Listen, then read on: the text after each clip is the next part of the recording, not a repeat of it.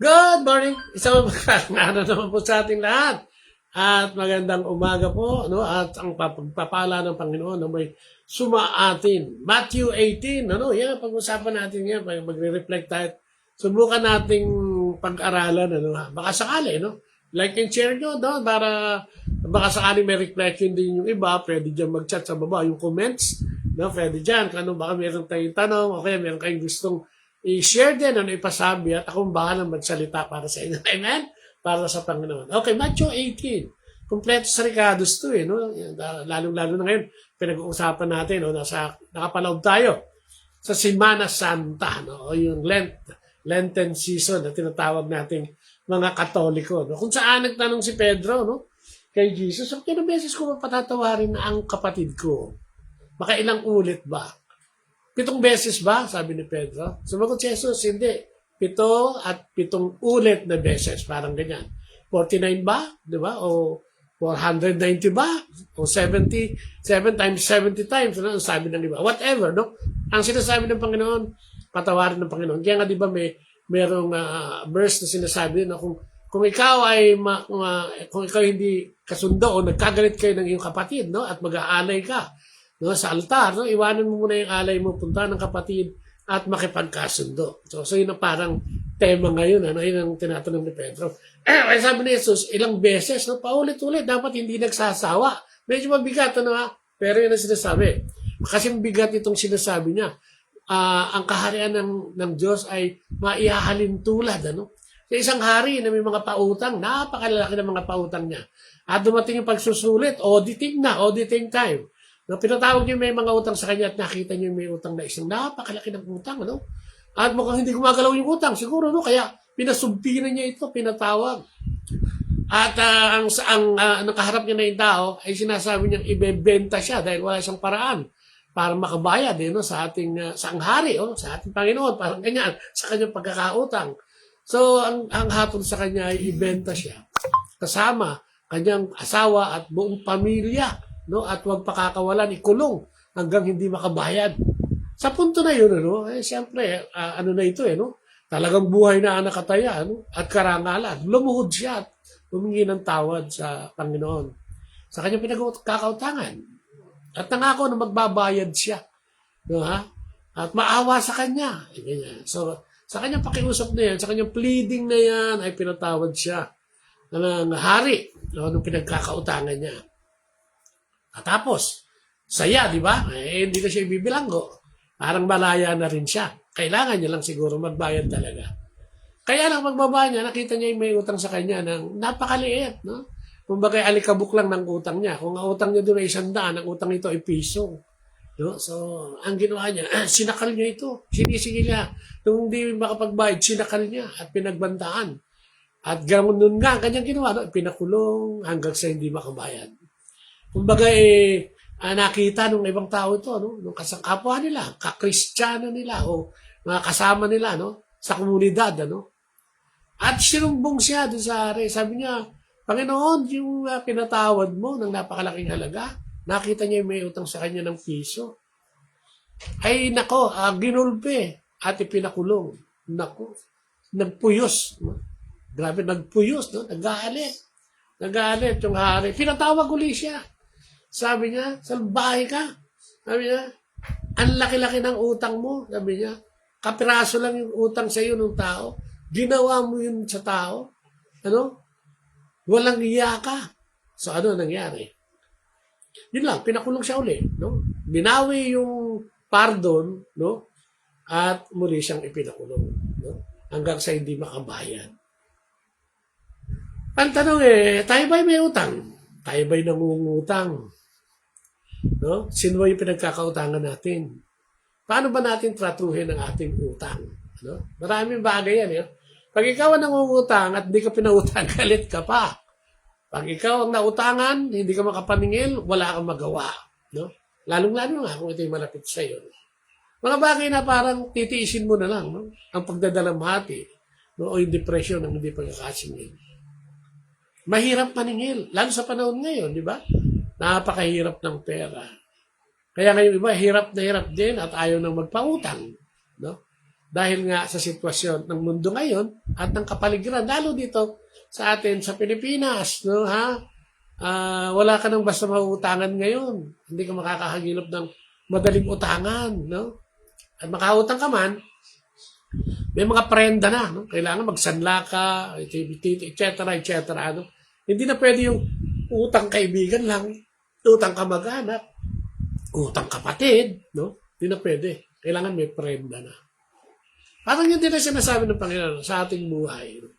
Pag tayo naargabyado, tayo nang gigigil. No? Araw-araw, no? Araw-araw ito, may balita. Sa road rage, no? Nagbanggaan kahapon, yung dalawang babae, tsaka isang nakamotorsiklo, nagsipaan sa kalye, at kung ano-ano nangyari. No? Pero nagkaareglohan din naman bandang uli. Maraming insidente yan. Ano? Dahil sa galit at init ng ulo minsan, nagbabanggaan, nagbabarilan sa kalye, at kung ano-ano pa. Utang. No? Parang ito pagka argabyado, parang napakalaking utang sa kanya at hanggang hindi niya nasasaltik yung tao, ay hindi siya mananahimik. Kaya mga road rage. Naman sa ating magkakamag-anak o sa pamilya, ang utang ay pinagkakasiraan ng magkakapatid.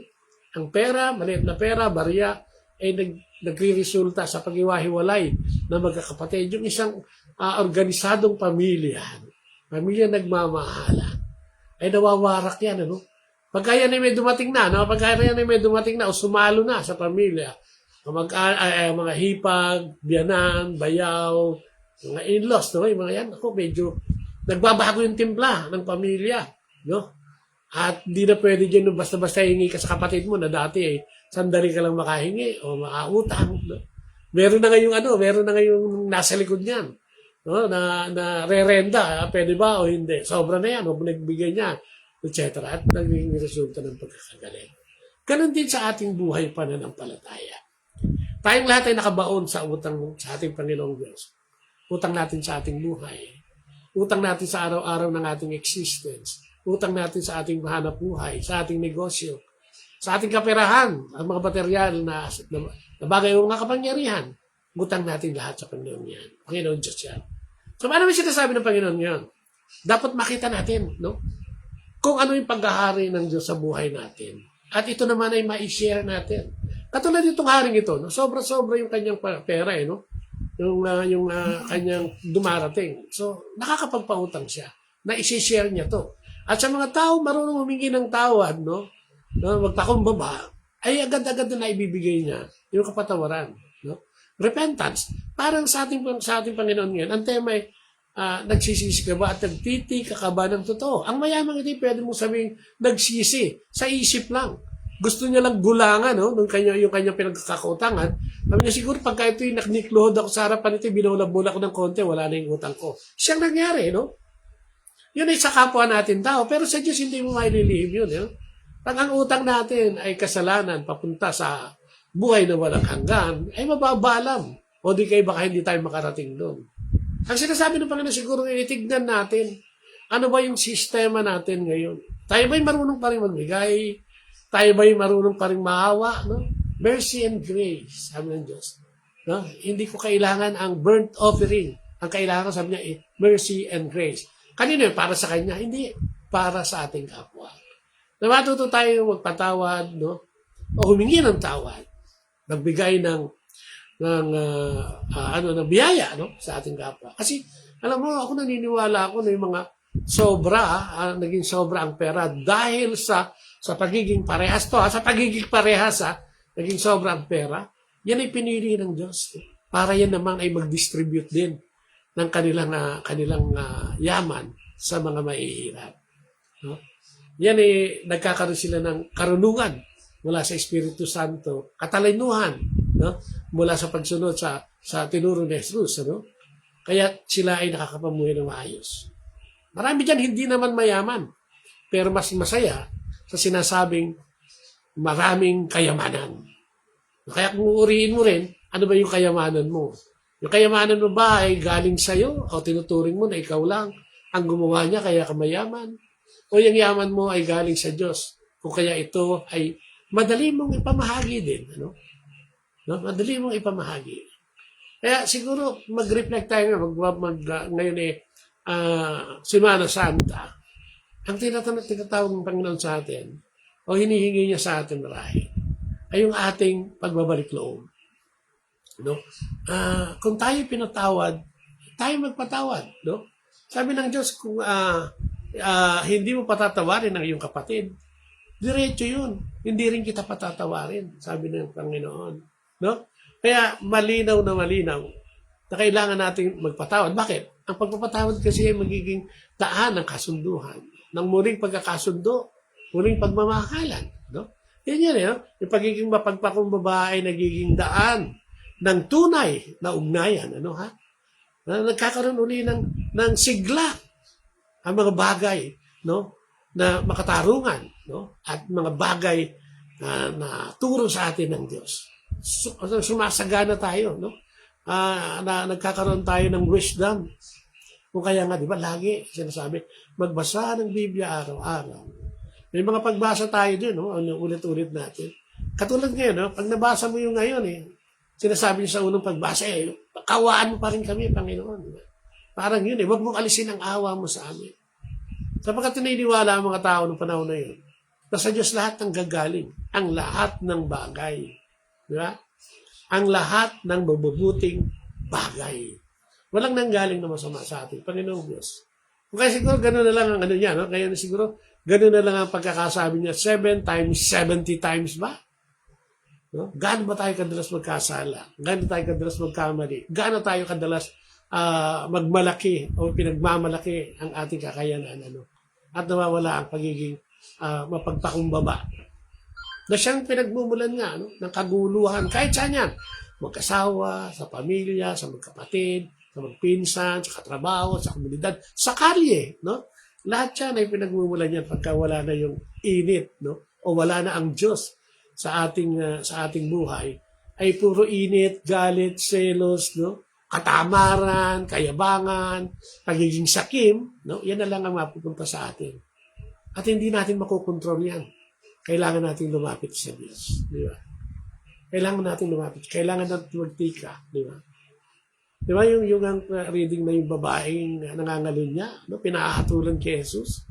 Batuhin niya hanggang kamatayan. Sabi ni Jesus, kung sino walang kasalanan sa inyo, siya ang unang bumato. No? Kung kaya napahiya lahat ng mga tao, dahil nag-admit sila, no? In-admit nila na sila ay makasalanan din. Na siyang katotohanan, tayong lahat ay makasalanan din. Wala tayong karapatang humatol at pumatay. No? Dahil lamang sa nagkasala at hatulan natin. Ang sabi ni Jesus, kung sino ang unang bumato, napahiya sila dahil doon pa lang ay nagsimula ang kanilang pagbabalik loob. Umalis. At nang umalis, sabi ni Jesus, mukhang wala na yatang bumato sa itang parusa. Wala nga po, sabi ng babae. Hindi po nila ako binato. Sabi ni Jesus, sige, ako din. Hindi kita hahatulan. Umayo ka at wag na muling magkasala. Lahat tayo pinatatawad. Lahat tayo binibigyan ng pagkakataon ng Diyos. Sana yung mga may atraso din sa atin ay matuto rin tayo magluwag. Matuto rin tayo magpatawad. Hingi natin, ay dulog natin sa Diyos yan. Dahil mahirap magpatawad eh. Lalo na nga kung nasaktan ka talaga, no? Talagang yung buong katauhan mo, yung tingin mo inaagabyado. Naku, ang hirap. No? Hindi ka makatulog.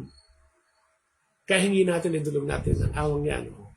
Ang grasya na yan sa ating Panginoon Diyos. Na tayo lukuban ng Espiritu Santo upang tayo makawala sa anumang problema na dulot, no? Hindi lang ng emosyon, no?